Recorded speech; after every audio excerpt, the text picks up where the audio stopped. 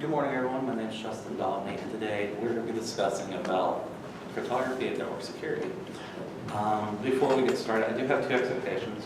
One is ask questions. There's going to be a few points throughout the presentation, right at the end of the networking part and right at the cryptography part, where y'all can ask me questions and we can discuss for a minute or two. And number two is it's a discussion. I'm going to talk to you. You're going to talk to me. Is that fair? All right, good. Let's get started. Here's a few things we're going to go over. What is cryptography? Why do we need encryption? I don't have this one, you can see it. Let's go. Let's see here. What exactly is encryption and what exactly is cryptography? Does anyone know? No. Cryptography and encryption, think of it like an artist and his tools. Cryptography is more like trying how to create things, while encryption is the tools needed to implement the programs to make things more secure and locked in. Later on, we're going to go over where encryption has asymmetric and symmetric encryption keys. That's why y'all have your pipe cleaners, so have fun with those for now. Anyone know what this is? The alphabet.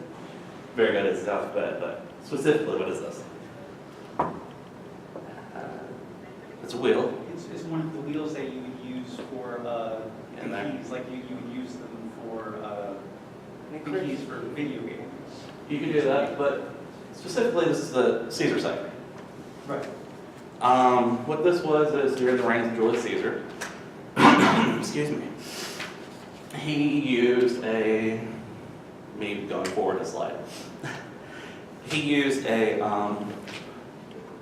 cryptography method where you have your standard Roman numerical alphabet, and he would adjust the alphabet 3 or 4 spaces, and it wouldn't make sense because it was adjusted.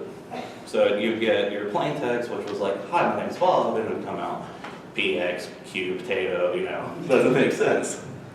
What are some issues, like, if you're during Julius' time and you decipher this, like, what are big issues coming from this? Like, it can't work with so many books. When you figure out the method you can decode it. Exactly, you're screwed. So that's why we don't do this no more. But I figured I'd share that with you. We just went over what cryptography is, but here's more technical definition from Merriam-Webster. It's secret writing, it's enciphering, deciphering of messages, and it's computer encoding and decoding of information. I'm so sorry. I'm excited today.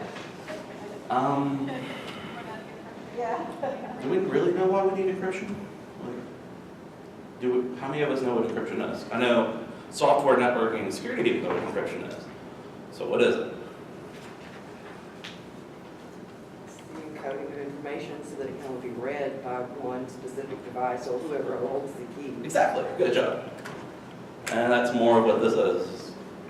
From Bob Snyder on his blog page, he goes on to say why we need it. It protects us. It keeps us safe, and gives an extra security, so we don't have to worry about people taking our identity or taking our nude pics. It's fine. It's nice and secure.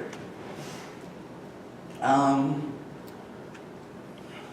the next slide, there's gonna be a video on how end-to-end encryption works. It's a 2-minute video, so let's calm down.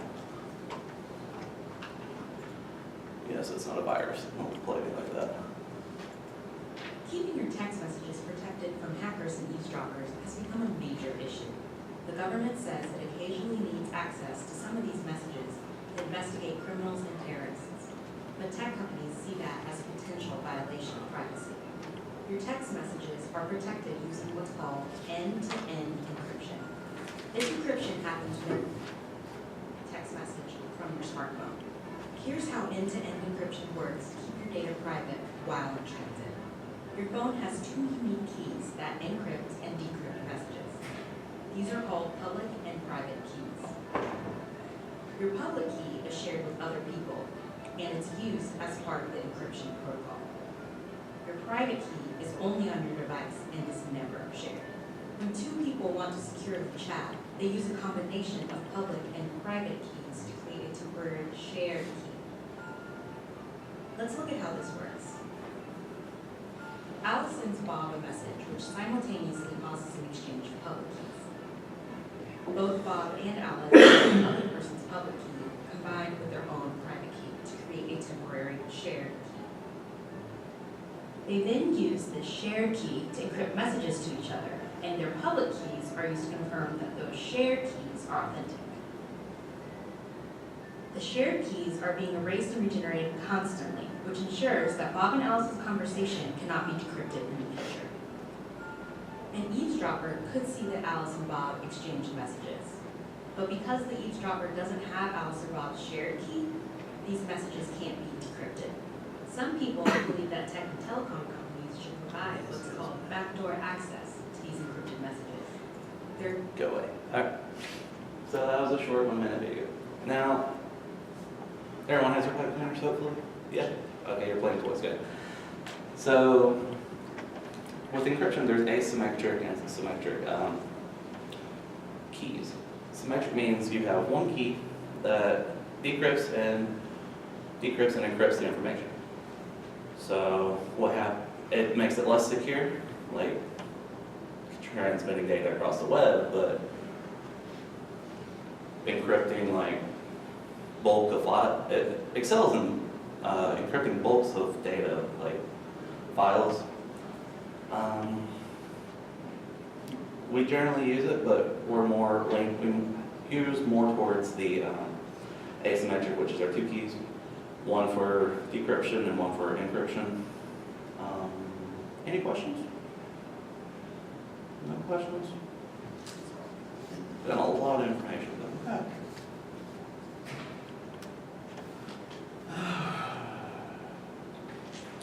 Moving on to network security.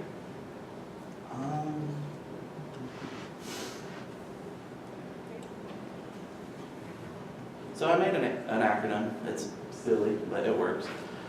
How many people trust that their network's secure? You trust yours? You too? Few people? Okay. Well, for the ones that didn't agree or in their head agreed with me, it's fine. 3 simple steps. Test your network. There's loads of network testing tools. And it doesn't matter if it's at work or if it's on at home. Test it. If you find stuff, fix it. That's the third step, is fixing the issues. But before you do that, educate the users. Let them know. Don't click on flashing links. Darren went over that. Don't have to repeat yourself. Just keep passwords complex, because you don't want your information leaking. Step 3, secure it, fix defaults, and then step 4, test again, make sure your implementation worked correctly. That's it for that.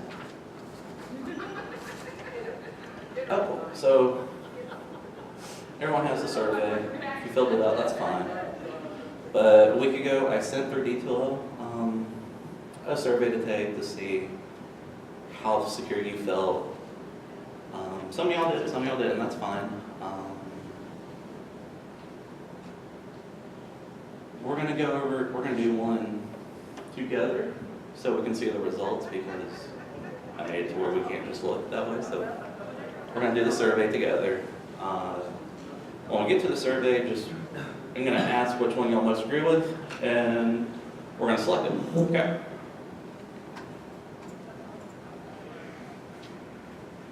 So.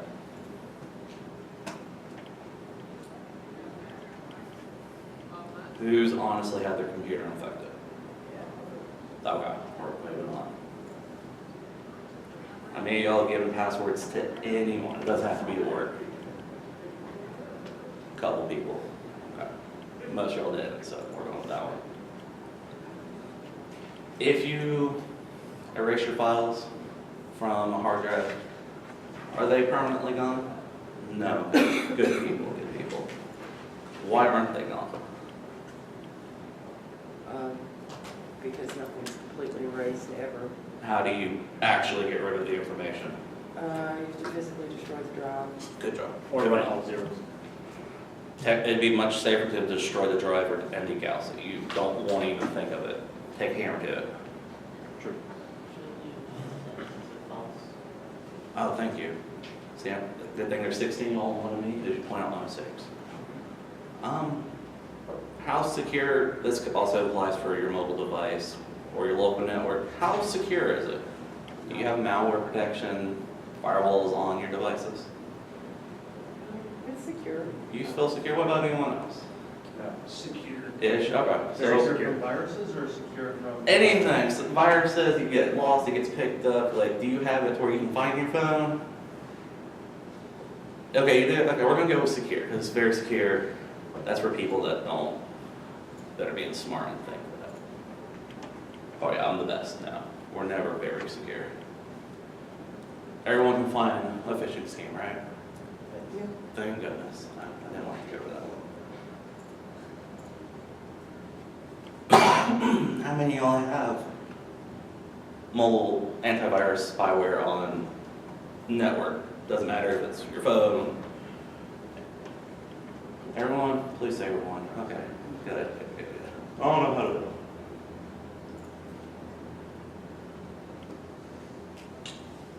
Number 7, False. very false. Okay. Just making sure. Do you use the same passwords? Please sign out. Yeah, of course. Okay. For some. Okay, we'll just go with no. This goes back to our hard drive. If you delete it, is it still there? Yes. Yeah. Has your boss asked for passwords? Oh, yeah. Okay, we're gonna go with yes, because that happens a lot. People are bad. Thank you, Joey. I'm so glad you're here still. I made a mistake. Since I made a mistake, if you want to see the results and how everyone's, how I think it's now 12 people have done it, I can go, when we get back to class, I can show you the results. But since I made a mistake, we're moving on. And this was a short video on how, to better explain how encryption and network security work hand in hand to keep us more secure. It's 4 minutes. We probably won't listen to the whole 4 minutes.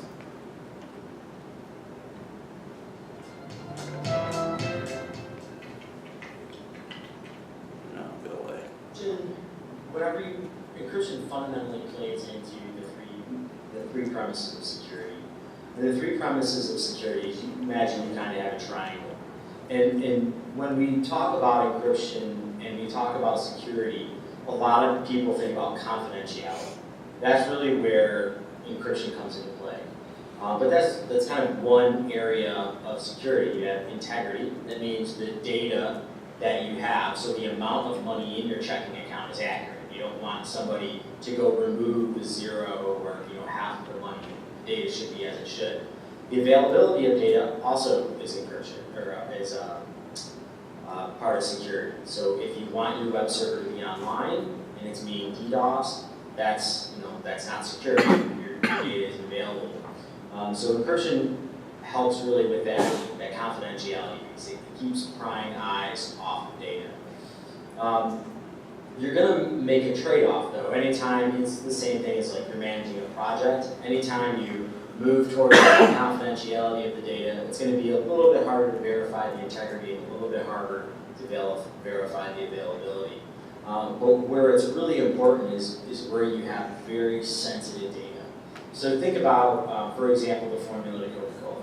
There's only 2 people in the world that know the formula to Coca-Cola, and they're not allowed to fly on an airplane at the same time. And they minimize the availability of the data to make sure that the secret sauce for Coca-Cola is highly confidential. And that's essentially what you're doing with encryption. So if you have PHI data, if you're a healthcare company, if you have credit card numbers, right, you're dealing with PCI in a business transaction, or anything else, you want to make sure that you identify that data and that you keep it confidential, and that is where encryption really comes into play.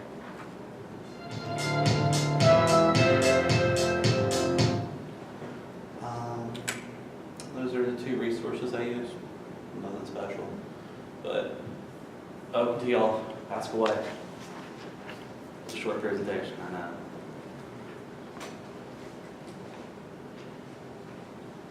What's the newest encryption standard?